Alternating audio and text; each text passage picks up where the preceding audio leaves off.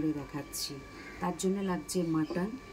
মাটনটাকে আদা রসুন পেস্ট দিয়ে আমি ম্যারিনেট করে রেখেছি। আর লাগছে কুচানো পেঁয়াজ, রসুন, দারচিনি, লবঙ্গ, শুকনো লঙ্কা, সাদা জিরে, গোলমরিচ, চিনি, টমেটো পিউরি, নুন আর ভাজা আলু।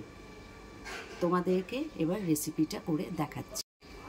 প্রথমে শুকনো লঙ্কাটাকে তেলের মধ্যে ভেজে নিতে হবে।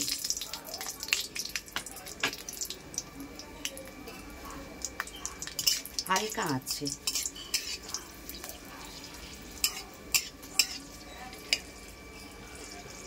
তার মধ্যেই একে একে দারচিনি, লবঙ্গ, গোলমরিচ, সাদা জিরে একসাথে হালকা আছে কিছুক্ষণ ভাজতে হবে।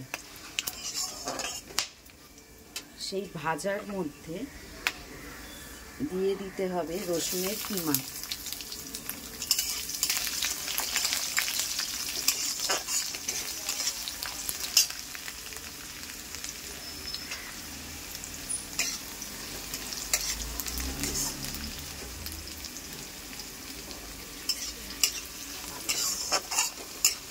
এবার মশলাটা আমার ভাজা হয়ে গেছে। মশলাটা এবারে আমি তুলে নেব প্লেটের মধ্যে।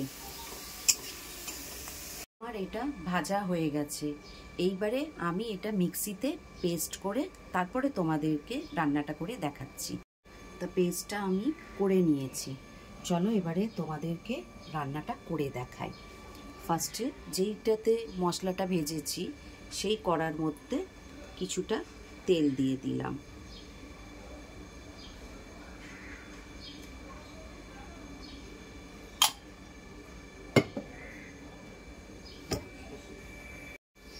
তেলটা আমার হালকা গরম হয়েছে। এরপরে আমি কোচানো পেঁয়াজটা তেলটার মধ্যে দিয়ে দিচ্ছি।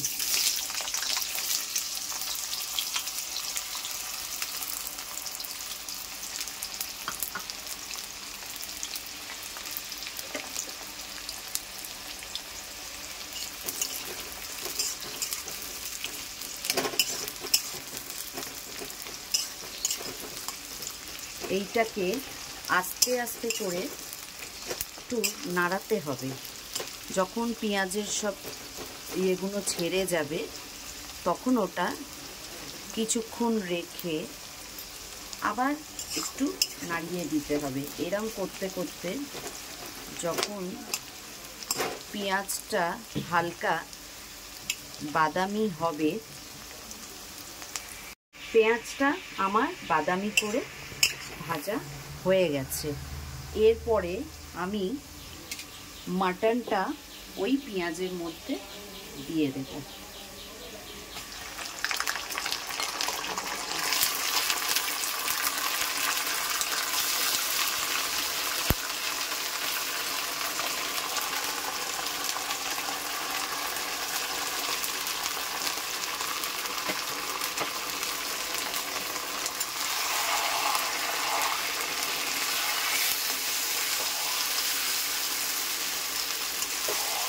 দিয়ে হালকা করে নেড়ে নেব।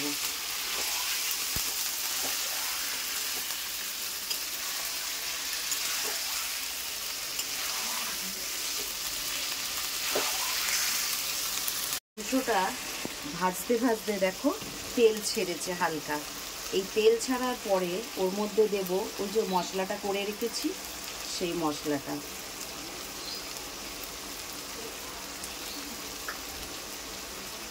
দিয়ে ভালো করে নেড়ে নেব।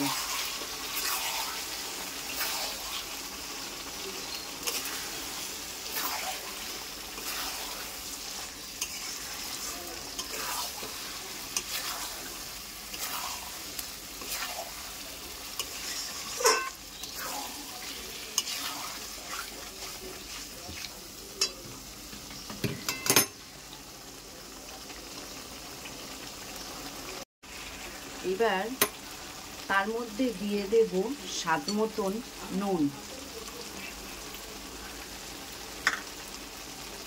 আর কালার আনার জন্য চিনি।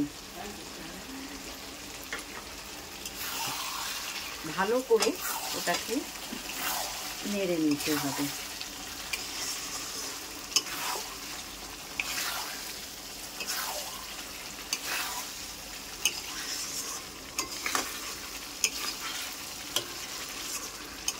এরপরে দেব টমেটো পিউরিটা।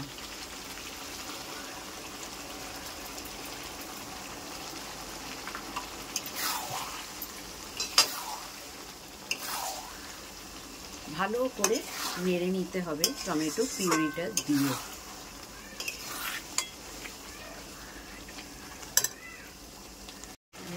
তেল ছাড়তে শুরু করে দিয়েছে, দেখো।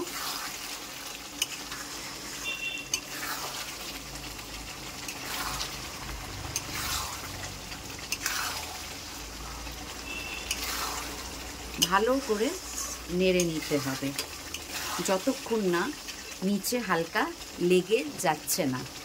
নিচে হালকা লাগলে তবেই তার স্বাদ আসবে। দেখো ভালো মতন তেল ছেড়েছে। এরপরে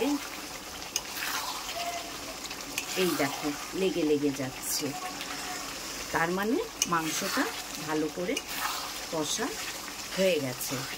এরপরে আমি ওর মধ্যে জলটা দেব, হালকা জল দেব।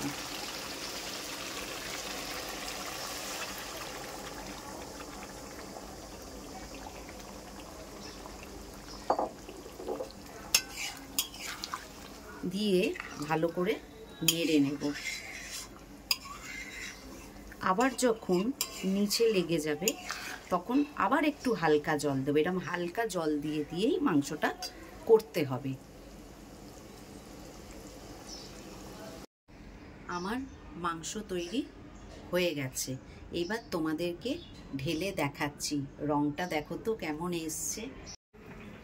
মাংস আমার হয়ে গেছে, ঢেলে তোমাদেরকে দেখালাম। সকল বন্ধুদের জানাই শুভ নববর্ষ আমাদের পরিবারের তরফ থেকে।